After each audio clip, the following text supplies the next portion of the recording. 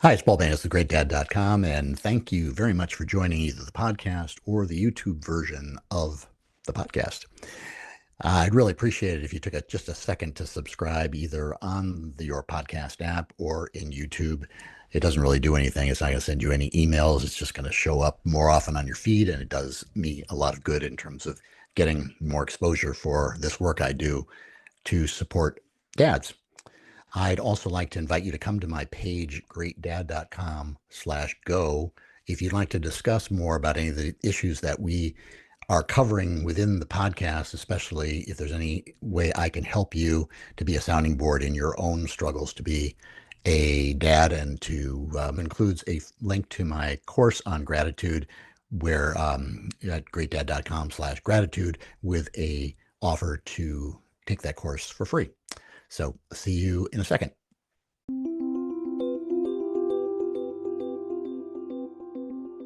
Hey, it's Paul Banis at GreatDad.com, and I'm here with my weekly series talking about fatherhood and kids today. And I've got an expert today that I'm really interested to talk to because we don't talk enough about the state of kids and the culture that surrounds them and how they develop and what their challenges are for today, which is different than the generation of parents today and what their childhoods were like. So welcome, Richard Jack the third. And Richard has got this incredible resume of all kinds of different experiences. 21 years in the military. He's been a school counselor. He's certified in two really great coaching programs. And I think he'll have a really good perspective on this question. So welcome.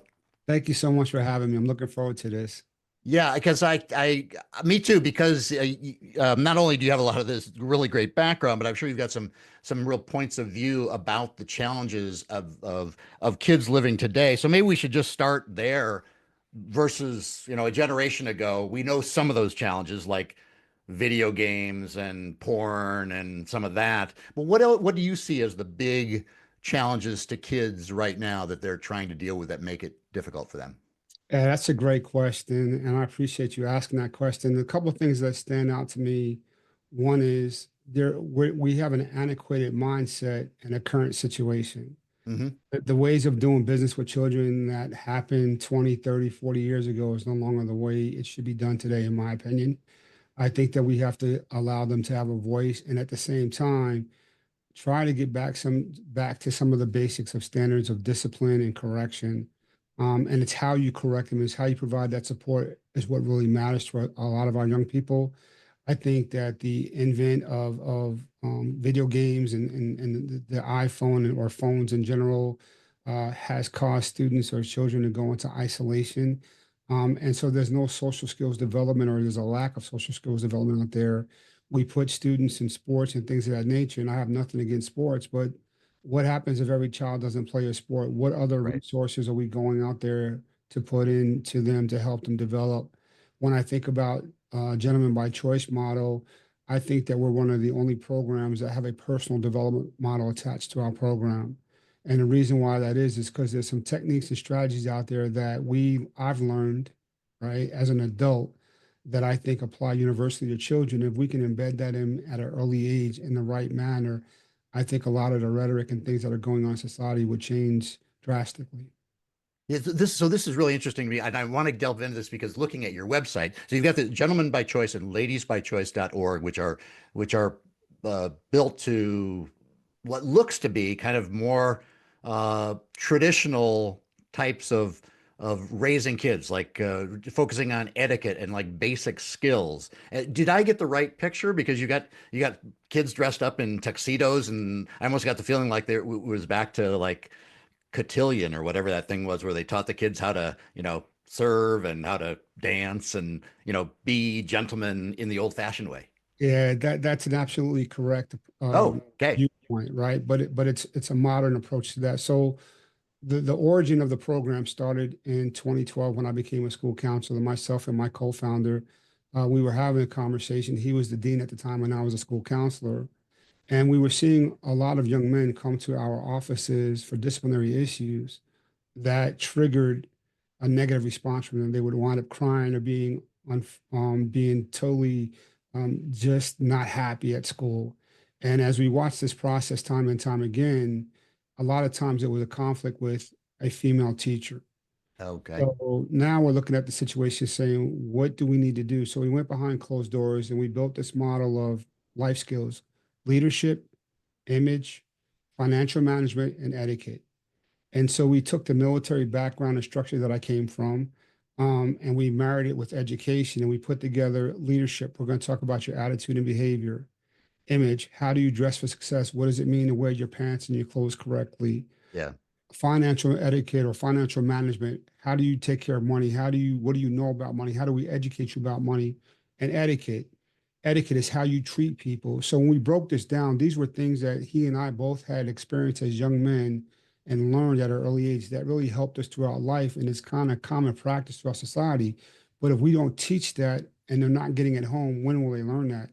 And when we talked about the etiquette piece, which I think is the most valuable piece, when we talked about how do you look at a lady or a woman, see her as a lady, and oh, by the way, isn't your mother and isn't your teacher a lady? And that piece changed the way they approached their teachers in school because now they were more respectful, more aware. And in addition to that, we gave them some instructions on how to interact with an adult appropriately. And we really focus on emotional intelligence. How are you showing up and how do you have that conversation? It's not what you're saying to your teacher that's the issue. It's how you're saying it. So let's walk through that as gentlemen and let's put the correct vocabulary out there. And when we did that, that had a huge impact on them. And as we grow in the process, we learned that personal development. My mentor that I follow is a gentleman named Brendan Burchard. I've read his books. I love the work that he did. When I went there, I learned that there's tactics and skills that we need in society that our children don't get taught in school that we embedded in the program, and we saw a huge difference in mind shift. Yeah. So I totally agree with the value of that. I grew up myself in the relatively modest circumstances in rural America and without a father present. So I Right. spent a lot of my time as a young man trying to learn all the rules of polite society, just how to dress, how to put on a tie, how to do all those things. And it was a lot of work, but now I see a lot of kids, I mean, among my kids' friends who are just like, I don't care. I'm going to get a tattoo on my neck or whatever. I'm not going to bend to society's will to present myself in a way because I am who I am and the old rules are broken. And I guess I hear that so much that I wonder if if I'm a fossil, but here you are saying kind of the same thing is that those values of presenting yourself well, of being respectful to people when you have a conversation, all those things are still the ticket to success or still the future, the ticket to your better future. Well, I just think it helps, right? Yeah. I think being respected and being respectful is beneficial regardless of what walk of life you're on. You can have a tattoo, but the way you communicate and the way you interact, and the way you behave matters. And I think where we have a lot of people that don't care, there's a segment of the society that cares very much. And depending upon where you want to go and how you want to get there, those simple uh, nuances or simple behaviors that we learned early on in development, I mean, they go pretty far, right? Yes, sir, and no, sir. I mean, we've been in situations where I've had teachers say, well, don't call me ma'am. Well, I mean, in the South, ma'am was customary, right? Right. It's accepted. Yeah. So, Yeah. we're not telling them to be this or that. We're saying have the ability to be this and that. Still be yourself and still be able to understand the situation and based upon where you want to go, how you want to perceive, and what you want to do in your life. And if we give you the foundation and the tools, then we expect you to use them appropriately for what you want for you, not because we said so. So how does that go over with kids? Because I think it's quite often a challenge for, me as an older person talking to a younger person saying, do it my way, and they quite often just rebel. Does it take a lot of effort to convince them that, going along with some of these societal things rather than rebelling is the smarter, a smarter approach than just rejecting it Yeah. all? I don't think we're saying go along. What we're saying to them is you have a choice, You have a right? choice. By Yeah. choice, ladies by Right. choice. So if I give you the tools and I help you understand the benefits of the tools, then it's the choice that you make that you have Right. to deal with. But you can't say someone didn't give you the tools. Yeah. And that's all we can do, right? We're not dealing with, we deal with students fourth and fifth grade, so it's 9, 10, and up. And we normally Mm, have the ability to have a positive impact on them because at the end of the day, and they want structure, yeah, right? The thing that happens is when you don't have structure and you allow them to do what they want to do early on, then you try to corral them and it doesn't work. But if yeah, you yeah, set the foundation solid, and my background is I had a mother that was a disciplinarian. She made sure that the chores was done. She made sure that when we came in from school every day, we took our clothes off, we put on some casual clothes, we got to the kitchen table and we did our homework. And she made sure that before we went outside, that was a very important part of what she expected from us. Well, those expectations set the standards, and how we went about it, the expectation that she had shaped the values that we had early on in terms of our work ethic, our perception of life, and prioritizing. Well, if we don't set that structure for a child early on, and then we expect him to do it as an adult, we've misled that individual. yeah. Yeah, I love what you say about structure. I mean, I talk about that all the time. Kids maybe bristle at structure, but they need structure and they actually love structure. They come to later on to really appreciate it. You also said something that I want to dig into a little bit is that rather than saying this is the way, this idea of choice. So you find that it goes down a lot better if you say, here's what the data says, or here's what seems to work in society, or you can go this other way, up to you. Does that seem to be a better sales technique for a child who's 9 or 10? Yeah, I think for me, I'm looking at the Pygmalion effect, which is I'm going to set the standard and the model high. Hmm. And I'm going to give you the tools around you so that you focus on the tools and not what the peripherals are, which means if I set it here and tell you that this is the standard that we're moving towards and this is what I expect out of you, normally they rise to level of my expectations. So we don't have to jostle with the words. When they're done, they understand that they're gentlemen and now they have a choice to decide their behavior and their attitude throughout life. So it's not a sales pitch per se, but what it is a set of instructions that help Right. guides that help them understand the value of what they're learning. And to be honest with you, we normally have a good rate of return on our investment because our youth today, they want that. They understand better than we think they do where they're at. And a lot of students, when I go into school, and I've been in the school 1 year, and I come back and I don't come back the following year, I start getting phone calls. Hey, when are you coming back? My child needs that. Or parents will call me and say, hey, I'm having a challenge with my child at home, and I need some advice on how I can help him or her do things differently. It's because they know that based upon what they've seen their child go through our program, that there's significant change in attitude and behavior. The challenge that we have is when they go home, they go back into the same environment. So what we teach in class is not supported at home. It creates a little bit of a confusion for a child. Yeah. So is getting into the program, is that optional, or is an entire class required to take this as a add-on? It's an option. What we do is we go into the schools and say, okay, what we have is a RTI Tier 2, Response to Intervention Tier 2. Those are students that normally have some challenging behaviors or need academic Oh, support. okay. They might be shy. They might be uncomfortable socially.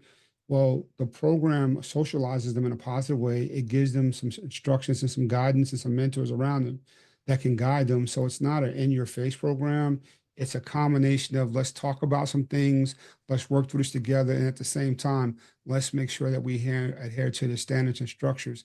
And what I find relevant to this conversation is when you look at sports teams and you look at teams that have had a great leader and then they switch out the leader and the leader may not be as disciplined or may not focus on the details, then the team may not play as good.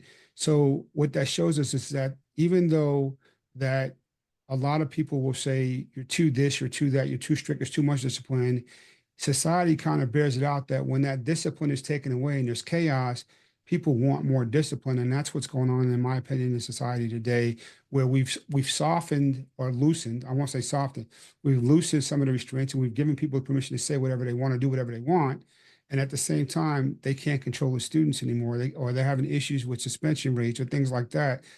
It's a combination of things that's happening.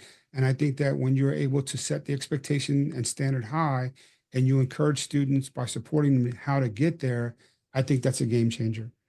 Yeah, I think I agree with that people just in general, they need to know what the objectives are. They need to know what the standards are, and that goes for business or raising kids. And if you don't have any standards and you're always kind of letting loose on whatever you said yesterday, you don't have to take out the garbage this week because you had Right. other things to do or It's whatever. consistency. It is a slippery Uh, slope with kids of all ages, and then they don't right. have that discipline. And you think about what do we want? We want to know what we can expect from someone, and we want to tell someone what they can expect from us. And that consistency to me is so important. When I go into some of the schools, we've had conversations with teachers. The behavior that he exhibited on Monday and Tuesday was acceptable. By Friday, when you've had a long work week and you've had some challenges at work and things might not be going as well at home, and you come in and now you correct him for the behavior on Friday that he did on Monday and Tuesday, you've just created a mixed message for that child as to what he or she should how they should behave, and that's not fair to the child. Yeah, well, certainly waiting, waiting for the corrective behavior or the corrective conversation is never good with kids whose idea of time is completely different than ours. So on the website, well, one thing I want to ask you is, do you get into trouble saying, well, there's probably not a problem with gentlemen, but do you get in trouble with ladies by choice? Do people say anything about that? I mean, is Uh, we the idea of a lady versus a woman a problem? No, our program has been well received by parents and educators as well. They like the idea of it. They like the idea of you're focusing on those behaviors, etiquette behaviors, and things like that. That really a lot of our society was founded on, right? They like that. They see the difference in the students' behavior and attitudes when they're focused on, you know, how do I interact with somebody in a positive way? So we've never had any feedback at all negative. Yeah, it's an interesting thing. I mean, like a lot of things right now, these words get supercharged, and I think at one time, being a lady was more like being an upstanding person with values, and maybe that seems all really conservative and old time petticoats and all the rest of it, but it did play into what your objectives are, is setting standards of what etiquette is, how you deal with people, how you dress for success, all those things. Yeah, and think about it from an etiquette perspective. I mean, when we take the students out to restaurants and we let them practice in class on how to set the table, how to put a napkin across your lap, how to eat with your fork and knife and not with your hands. Those are just basic skill sets. They're basics. We're not teaching complicated things. We're getting back to the basics of what I think our society was founded on. Yeah. I wish that this kind of program was everywhere, because I think a lot of kids sometimes get into situations. I know I did. I got into situations where I should have been able to do well with my intelligence or my education or whatever, but like you said, I didn't know how to hold the fork or and sitting down in those conversations where you think you want to get ahead based on those interactions, and suddenly you don't know what to do with your napkin or what the utensil to use. Now you're feeling uncomfortable and insecure for something that should be kind of easily fixed if somebody had taken the time to teach you those basic skills. Yeah, and to your point, I remember my first time in the military when we called the military had a dining in. And I had to sit in the room with officers and the like, and there was a certain protocol and certain way you had to conduct yourself at the table. And coming in out of a situation where those options were not available to me as a young man, I felt very uncomfortable having to be in the presence of these men as a young 18, 19-year-old guy. I never really hadn't had Yeah. those type of experiences, and now I'm supposed to emulate what they do. And I think it's unfair to put a child in that situation, because I think that when we step out into society, even though things have changed quite a bit, there are some societal norms that I think that we can still comply with and have an effective experience. And when we don't give children that exposure and that experience, I think we kind of stunt their growth a little bit. Yeah. For better or worse, there are these unwritten rules. And certainly the U.S. isn't as bad as like England, but there are unwritten rules of that type of behavior among the elites, if you want to put it that way, and the expectations of how you're going to conduct yourself in some of these situations that maybe you will be put in because you're a rising star. You've got the native intelligence, you've got the drive in other ways, but then you don't know what to do if you go to a country club or something where everybody everybody there knows what the rules are, but you don't. Now, I want to talk because I know you have some strong opinions about boys in this equation, and I don't know if you have other strong opinions about young women, but could we talk a little bit about the challenges for young men right now? I know there are a lot of people who are talking about how 27% of the country, these young men, aren't being spoken to in any kind of positive way. They're kind of being thrown away because we're focusing on so many other issues right now. What is Yeah, your perspective of young men today? I'm probably going to get in trouble for this comment, but I stand firmly behind what I'm saying, and I think there's an emasculation of young men happening unintentionally. Hmm. I think that our young men, because there's a lack of male presence in elementary school and to some degree in middle school, and a lack of role models out there to really help these young men grow and develop. I think that a lot of us have taken information from women in a way that has hurt our young men. I'll give you a prime example. When a young man is in school, and this has been my experience, where he's trying to talk to a teacher and she abruptly cuts him off or she abruptly corrects him without allowing him to have a voice, that's a form of emasculation unintentionally. Hmm. And so now if I can't talk to you and I don't know I don't get a chance to learn how to develop that skill of having that communication with you, now there's a potential that you're going to label me or see my behavior as bad. Well, what does that do to a young man's psychological perspective? How does that help him? And so, as gentlemen by choice, we come in and try to give them that tools. Conversely, with young ladies, I think because the predominant of the classes are designed or are led by females, now you run into an issue where is the same approach for a female the same as a male in education in terms of the capability of learning.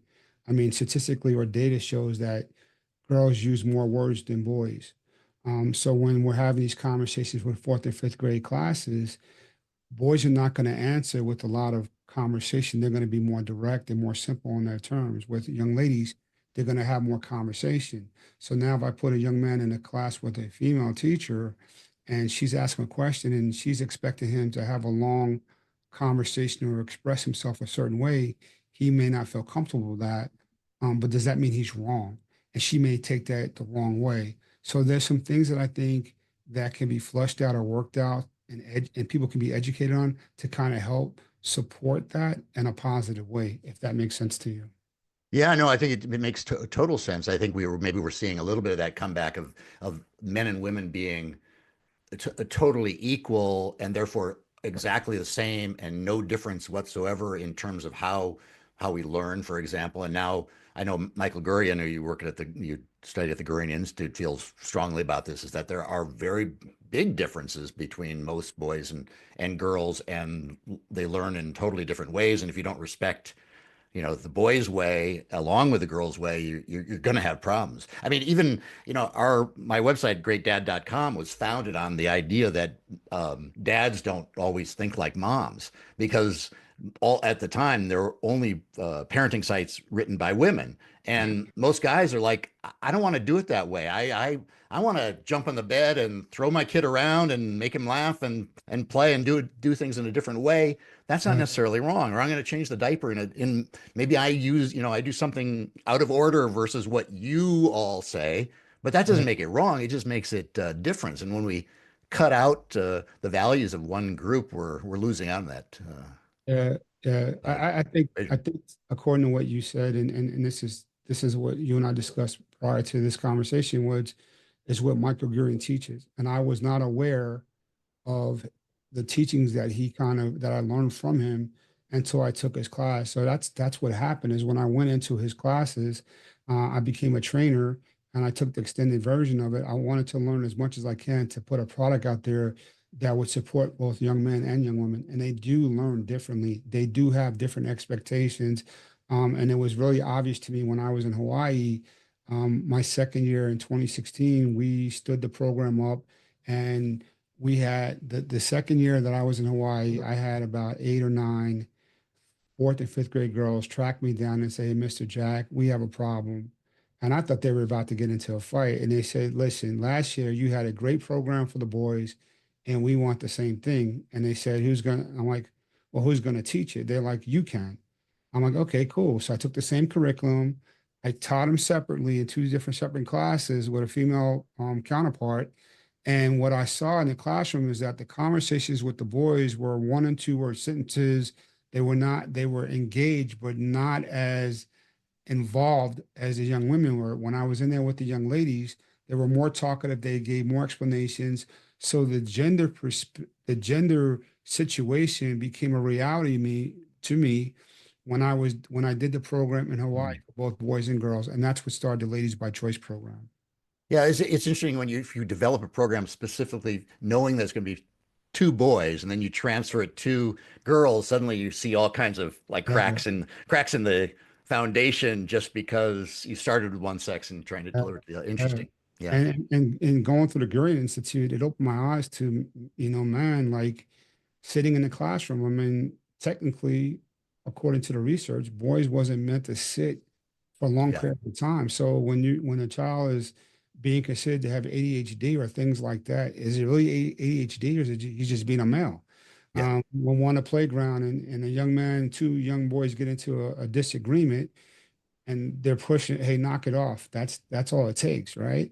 But to a female teacher who might not be aware, she might make it bigger than what it really is, and now it's a bigger problem.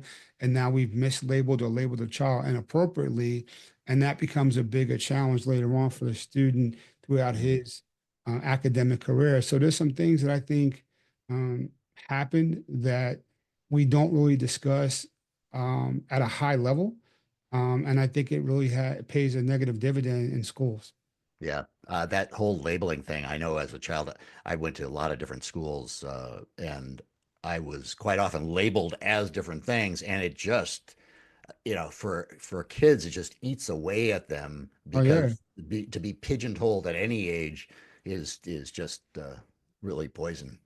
and I think about when I look at young men and young women, I think about the adults, right? All of Yeah, us, adults included, there's a little kid inside of us. yeah, We all want to be that carefree person, but circumstances and growth changes our perspective. But when I look at our young men and women that I serve, um, I see myself in each and every one of them. yeah, There's some times where I have to be firm and say, hey, that's enough. And there's times when I can be playful.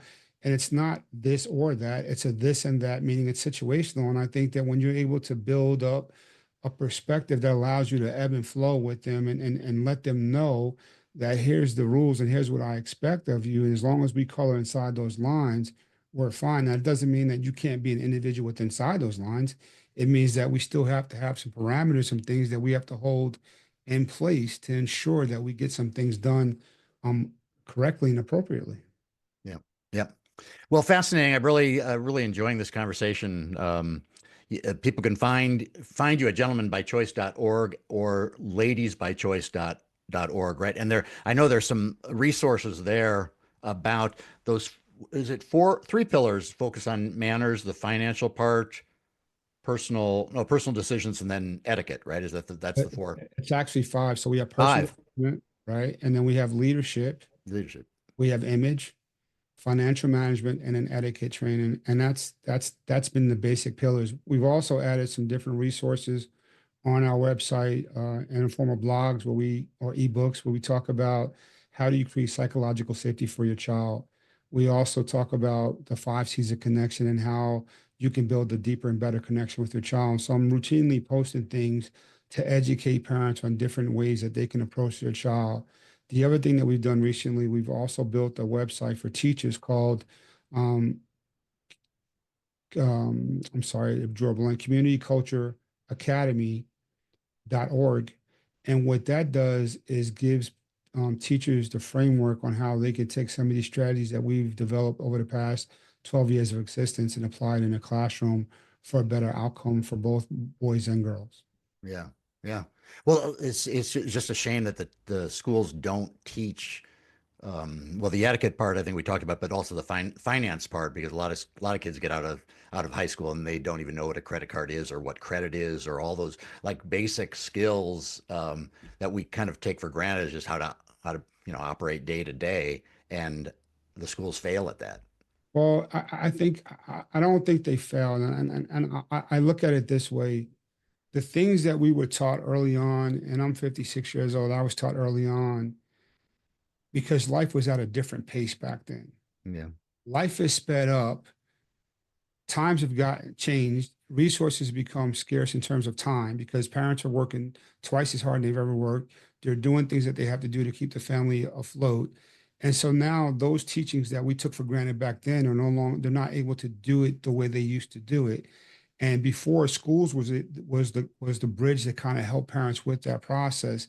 That's changed because of all these testings and things like that. So the very things our students need in terms of social skills development that we once got 20, 30, 40 years ago are no longer at the level that it could be because of how quickly society's changed overnight with the advent of technology.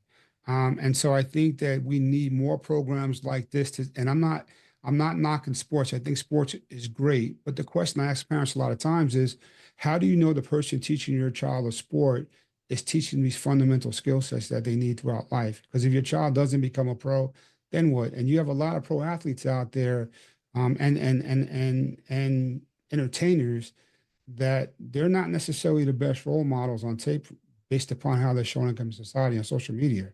So is that what you want for your child? And I think a person has to make a decision and understand that what you're parading in front of your child, they're going to emulate, right? When we walk into a school, I look at myself as the role model for that child, the way I dress, the way I carry myself, the way I talk, the way I walk, because I understand that what they see has a bigger impact on them than what I say. Right. Yeah. Well, very good. Again, gentlemanbychoice.org or ladiesbychoice.org, Richard Jacks. It was really an interesting conversation. Thank you for joining me. Thank you so much for having me.